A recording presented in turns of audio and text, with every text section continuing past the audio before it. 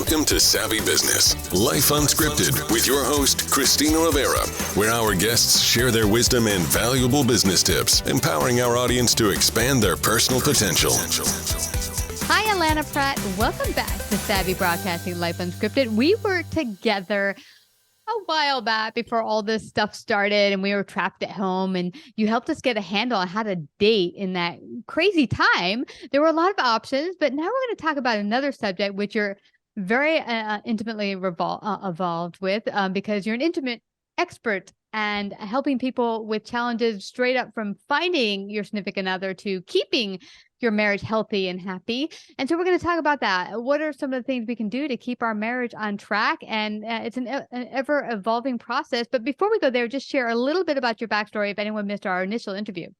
Oh, well, thank you. Yeah, you can go for even like a bigger backstory on my website, allanapratt.com. Yeah. But the short version is I did not have an intimate relationship with myself. I was spinning so fast, looking for safety, looking for approval on the outside in. I had abandoned and forsaken my little you inside my heart.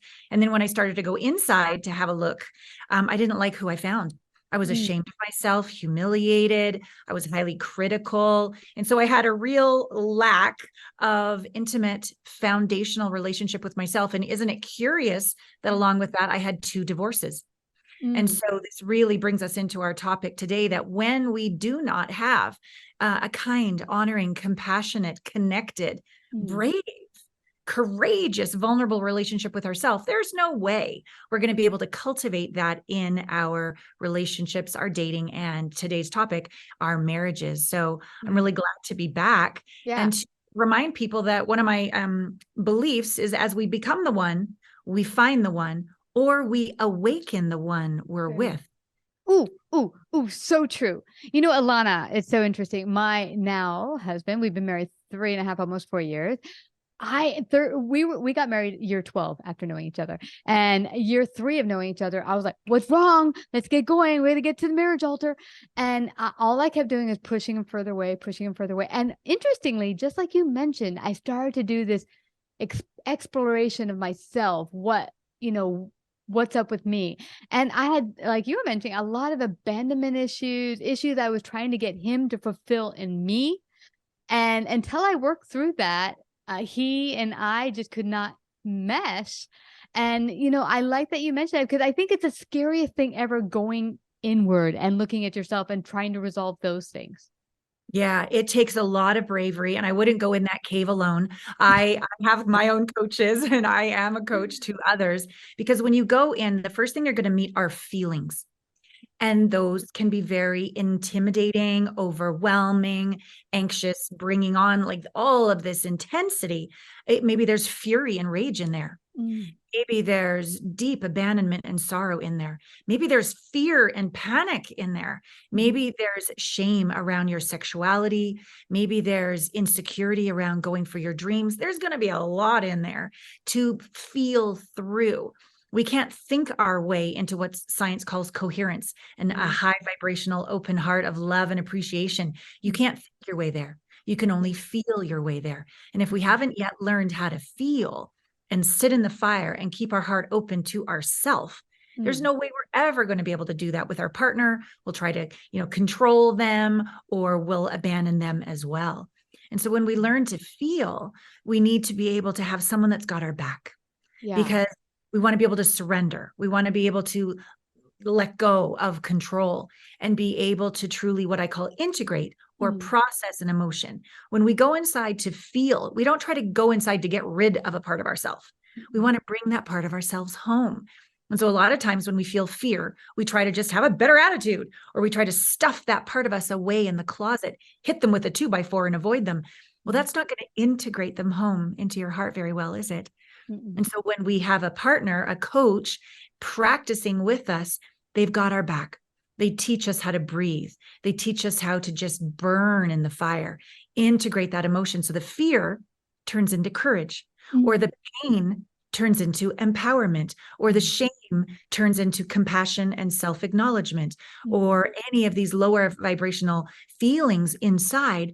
We don't get rid of them. we integrate them like alchemy into our best self, which, as you lived the example of, is very attractive.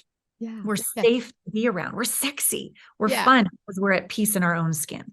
Yeah. And you know, it's interesting when I had worked with a psychotherapist at the time and had brought in my boyfriend, now husband at the time, into that therapy because he thought it was important because I was focusing so much on that relationship. And then I kept thinking, I'm going to bring him and he's going to fix him, make him all better. Except that's not what happened. I started to realize, no, this is not feeling good. This is turning to me. I don't like that. Well, let's look at him, shall we? And then I think I had stopped 6 months in all therapy saying, this is not working. It's all broken. But went home and started journaling. And that was when all of what he had helped me try to work through started to come out because I was hiding it. Like, no, we need to look at him. I'm perfect. I don't got anything to work on. It's interesting how we do that, isn't it? Well, that's the beauty of relationships. And that comes back full circle to the topic here of how do we keep our marriages thriving? Yeah. Stop blaming the other. And we take full ownership of everything that's going on in the relationship, full ownership for our own part. And we no longer, have our finger on the other and wait around for them to change for us to be happy. And we give them spaciousness, we give them grace, we give them mercy, and we just focus on ourselves, which gives both parties this sense of wholeness. Yeah. So the old relationships, we could call them soulmate relationships. I'm wounded, you're wounded. Let's get together. Let's save each other. You're the source of my happiness. You're the source of my safety. That doesn't work. And so when we evolve and become whole in ourselves, we can then have a whole mate relationship rather than a soulmate relationship. This is something I learned from Dr. Barbara Marx Hubbard and Dr. Mark Gaffney, this term of whole mate. And in my company, we call it a heart mate relationship. And it's really where when two whole people who do their own inner work, who take full responsibility and stop blaming, this is the magic. We literally awaken something dormant and asleep in the other. It's like a magic that happens. Two wholes come together, and it's not 1 + 1 = 2. It's 1 + 1 = infinity for the world, for humanity. You're going to create something even greater. You get to look out, not just at each other, you get to look out into the horizon together. And your relationship literally becomes a gift to consciousness itself. Yeah, because now you both get to expand further and further into your fullest potential. It's not just living a piece. That's why I never liked that movie. I forgot the name of it. Jerry Maguire, You Complete Me thingy. I don't want you to complete me or me complete you. It's too much. It's a lot of responsibility. Now, I want to hear your take on, say you've been married a while, but you see that your significant other doesn't even seem like the person you married, or maybe you don't seem like the same person. We evolve, we change. How do we go through those transitions together? First of all, don't judge that that's a wrongness. That's actually beautiful that you are not the same person you were, and neither are they. Because the whole point of being on the planet is to evolve. And so we want to grow. We want to evolve. We want our partner to change more into who they are, evolve more into their genius, express more of their deepest heart's desires and their truth. So what if we don't just one day wake up and notice they're different? What if we proactively, curiously look for what's different and honor it and praise it and be open to the wonder of, I wonder who my partner is today. That allows our listening to be deeper. That allows there to be spaciousness with change, not judgment with you're not who you used to be. And it allows our safety. Again, we have to have our own back. If our partner being the same is where we have our safety, then we're going to control them and criticize them. But if we've got our own back and we're evolving as well, then we can delight in the differences that arise in our partner. We can encourage them to take on new hobbies or expression. We can have newness in the bedroom, and all that whole time while we're having openness to what's new, there's a through line. We've been through all of this together. I've watched you continue to grow and evolve. I trust you to be your best self. I trust you to have my back. Thank you. And we can praise one another. That's awesome. Because I've heard some couples say, well, I'm not relating because we used to have a lot of the same interests and maybe we don't anymore, but that's okay. You don't need to have the same interests or hobbies to give encouragement to the other and say, okay, you're going to do your favorite things that you're good at and explore, and I'm going to do my things. It doesn't mean that we're separating, that we can both cherish what we both have to offer and explore. Absolutely. And in congruence with that, let's say the hobbies change. You can be curious about your partner's hobbies, or you could give them space and not need to do everything together. Maybe it's an opening for a deeper spiritual practice on your own. But one thing I think is still very important is that you have a shared vision. You have a shared purpose for the kids, a shared purpose for vacations, a shared purpose for health and well-being, a shared purpose for cleaning up the planet, whatever your shared vision or purpose is, you want that to grow stronger. Even if your other interests become different, you still got that through line over time. And that's why it's important when I do couples counseling is I do sessions with her, sessions with him, or her and her, him and him, however the gender identification goes. And then I do couples sessions because that eliminates the blame of each other. That allows for each person to be whole and more becoming of themselves all along. But then we always want to have the couple sessions as well from that more resolved, integrated place of appreciation for one another and awakening each other's geniuses and having that aligned purpose or vision for our future relationship. Yes. And now I'd like to touch on something really, really hot and difficult and not sex. We could do that right after we have time, but that is money. One of the biggest reasons for marriages to break up is money. And there'll be times, and I find this is when some of my friends have gone off the deep end, is when money issues open because one spouse lost a job or didn't have money coming in for a time. The house went into foreclosure. How do you help couples through those difficult arenas? Because we both might have our genius, but in times like that, it's hard to even see either of our geniuses. Yes, it's absolutely back to that intimate relationship with ourselves, back to feeling again. Basically, money is a trigger to feel where we're not yet feeling safe within ourselves. We're not yet feeling the universe has our back, and we are blaming our partner.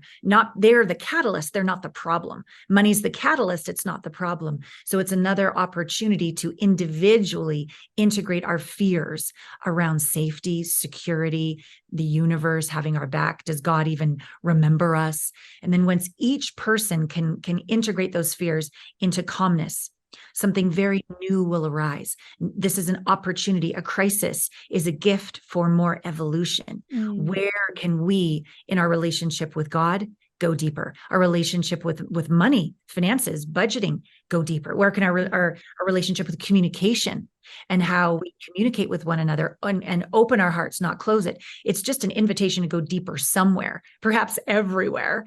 And then you can resolve this together and be on the same team again to welcome in and receive income, perhaps in a new way you'd never considered before, or maybe step up with your purpose in a way you've never stepped up before, or speak up, show up in a way you've never shown up before. Maybe downsize. Maybe it's an invitation to go, hey, do we really need all this stuff? But it's never a problem against you. It's always a crisis for your next birth of evolution.